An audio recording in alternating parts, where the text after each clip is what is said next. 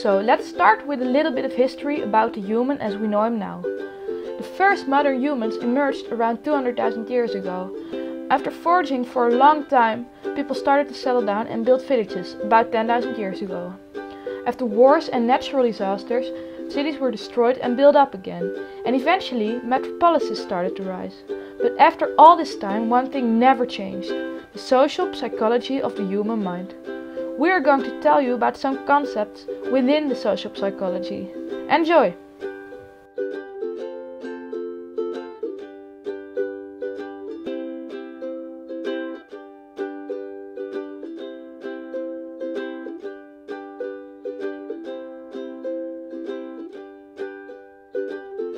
Personal space. Everyone has an invisible bubble around them, and when someone steps into that bubble, he comes into your personal space, which will make you probably uncomfortable.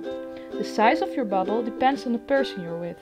You'd let your mother, of course, stay closer to you than a total stranger. Your personal space also depends on the culture you grew up in.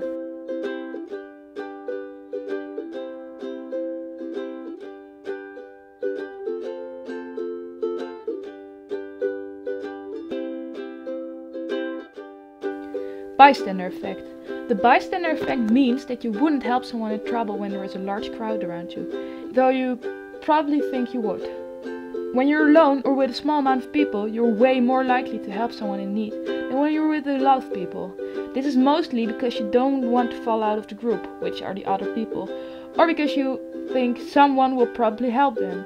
Sometimes it's better to be a little different though, and be a hero than to stick with what the others are doing.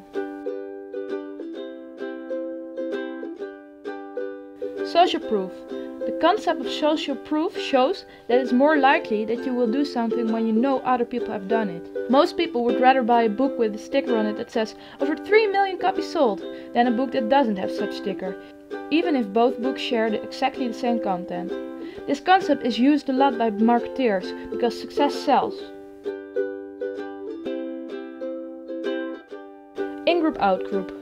Everyone is a part of a group, and within that group you feel connected with each other.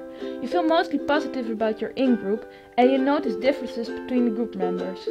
The group you don't belong in is called the out-group. You mostly think negatively about this group, and you stereotype its members. Even if you don't know each other really well and you're randomly divided into two groups, you will always think better of the group you belong in, which is called your in-group.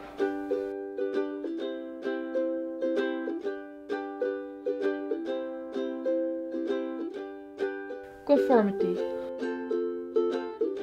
Almost everything in the social psychology has to do with conformity. A good way to describe this concept is with the following experiment. There are 3 actors in an elevator and they are standing with their backs to the door. If the 4th person who isn't an actor walks in, he will notice this, and because he is a minority, he will probably start to act like the other people in the group, which are the actors, and turn his back to the door as well.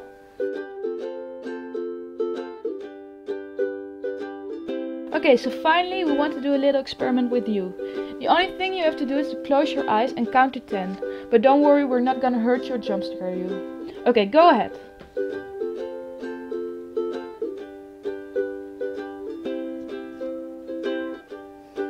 Okay, all done? Well, the only goal of this experiment was to see if you'd close your eyes and count to 10. This has everything to do with authority. In this case, we were the authority. And as it turns out, people do weird things as long as someone they think is important tells them to do so.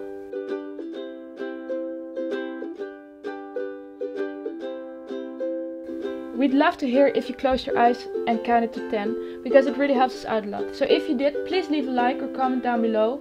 And we want to thank you for watching.